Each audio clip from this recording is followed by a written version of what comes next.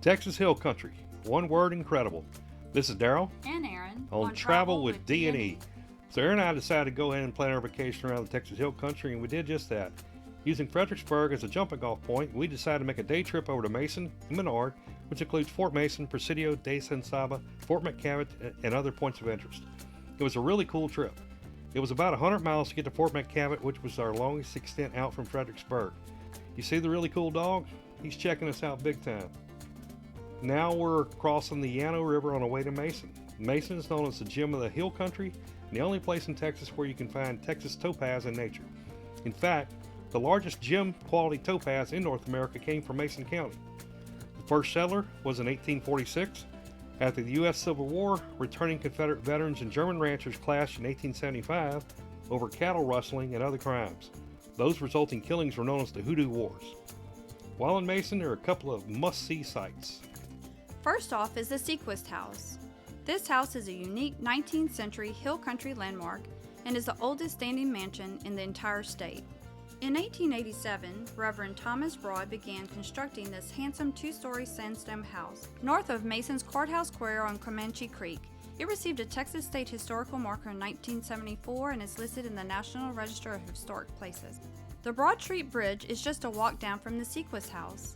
The Broad Street Bridge is a reinforced concrete truss and the only one of its kind in Texas, and was built across the Comanche Creek in 1918. It's just a cool old bridge. The St. Joseph Catholic Church is located on the western edge of the town of Mason. The church was organized in 1873, and the church was completed in 1876. It's just a nice, quaint-looking church with roots going back many, many years. Sitting up on top of the hill overlooking the city of Mason is Fort Mason. It was established by the United States War Department as a frontline defense against Kiowa, Lipan Apache, and Comanche on July 6, 1851. It was named in honor of George Thomas Mason, a United States Army second lieutenant killed in the Thornton Affair during the Mexican-American War near Braunfels in 1846. Fort Mason was Robert E. Lee's last command with the United States Army. It was evacuated by federal troops on March 29, 1861, and reoccupied after the Civil War until 1869. The fort was closed for good in 1871 and sits on top of the hill with the best view in town. So after leaving Mason, the next stop was Menard. Menard is situated on the banks of the San Saba River about 140 miles northwest of Austin and San Antonio in central Menard County. The first settlement, what is now Menard, was the Spanish mission San Saba in the Presidio of San Luis de Amarillas, both established in 1757. The community was first known as Menardville when the site was originally laid out in 1858 after the formation of Menard County. Interesting sites in and around Menard include: the historic 1927 Mission Theater was built in 1927 but closed in 1953 and has remained dormant. The roof caved in around 1990 and trees began growing up through the floor. The Mission Theater Restoration Foundation is working to restore and reopen this historic building. This is Menard's historic Sacred Heart Catholic Church. In 1899, Father Baudrillard directed the construction of the church. Roman Catholic worship services were held in Menard as early as 1872. Visiting priests held occasional services in various homes and in the courtyard until 1899, when the Sacred Heart building was constructed under the direction of the Reverend for Sacred Heart Parish. This Gothic Revival church features native stone lancet windows. It's just a cool representation of the Roman Catholic population in the area at that time. The next point of interest is the Pioneer Rest Cemetery. The first burial plot was placed by Adam Bradford back in 1863.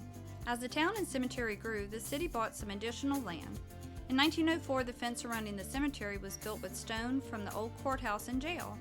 Raised in 1931 and reputed to have been from the original structure of nearby South San Luis de las Amarillas, built by the Spanish in 1757. This is the final resting place for many area pioneers, including soldiers, gamblers, cowboys, preachers, Civil War veterans, Indian fighters, and Texas Rangers. The oyster shell embedded into the grave sites are very unique.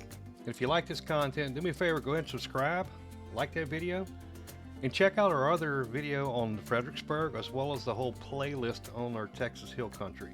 You'll enjoy all of them. The Presidio de San Saba is located 1 mile west of Menard, Texas on U.S. Highway 190. It's founded by Franciscan missionaries in 1757 and operated by the colonial Spanish Army until abandoned in 1772. by the order of the Viceroy of New Spain. Originally known as Presidio San Luis de la Amarillos, it was constructed in April 1757 by a Spanish force led by Captain Don Diego Ortiz Pereira. The Presidio, which was subsidized by the Spanish crown, had a threefold purpose. Number one was to protect the nearby mission Santa Cruz de San Saba. Number two, to assess the validity of rumors of rich silver deposits in the area. And finally, to guard the Spanish frontier against the threat of Indian encroachment. Today, the Presidio lies in ruins, but it's not hard to imagine how it looked at its height in the mid-1700s, when it had more than 300 Spanish soldiers and civilians, some of them women and children. After Presidio San Saba, we headed on about a 20-mile drive to Fort McKavett State Historic Site. It's one of the best preserved and most intact examples of a Texas Indian War military post.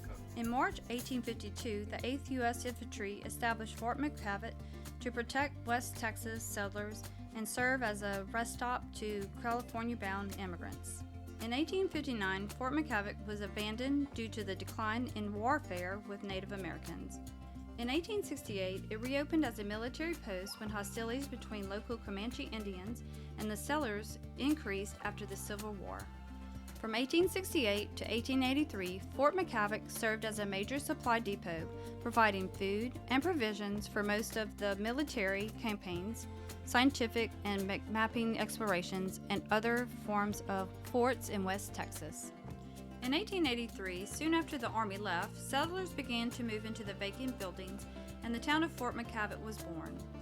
It was occupied until the last residents moved out of the original buildings as late as 1973. Restored structures include the officers' quarter barracks, hospitals, schoolhouse, dead house, sink, and post headquarters. In addition, there are several buildings, most notably the commanding officers' quarters, which burned in 1941, and the barracks on the north side of the parade ground, which once was the longest building west of the Mississippi River. Fort McKavett was designated a state historic site on May 17, 1968, to help preserve its important role in history and the enjoyment of present and future generations. One of the really neat parts of the site was a trail that led downhill down to a stream. On our walk down, we came upon the lime kiln first. As you can see, down in the kiln there had been a fire that had burned inside there at some point. And a little further down the hill, we come upon the limestone quarry. So that's where all the soldiers, they would go and harvest the rocks they needed to bring up the hill to build the different buildings. And then further down the hill, a pretty good haul is where the fresh water was gathered, and the women would come down and clean the clothes for the soldiers. So you can see how green it is down here in this hollow. And so the water down here actually comes from a spring. So if you kind of look, you can see the water is just flowing or poured out of the rocks here. And it really looks like a creek bed down here, but it really, all the water is coming from the spring there. It's pretty neat thing. And it's so green down here compared to what it is up above. All in all, it's not too bad of a walk down the hill. Going up was just a little bit tougher, but it was well worth the effort to go and see the spring down at the bottom of the hill. We really enjoyed our day trip over to Mason and Menard. And whether you're returning back to Fredericksburg, or we actually went to our third leg of the trip, which was out of Dripping Springs. There was a ton of fun things to do in and around Dripping Springs, including the Lyndon B. Johnson Presidential National Historic Park, Dead Man's Hole, Pedernales Falls State Park, Longhorn Cavern State Park, and much, much more. Make sure you check out our Frederickstead video along with our new Braunfels and all the Texas Hill Country video. Remember, make memories now rather than later. And as always, we will see you on the next video.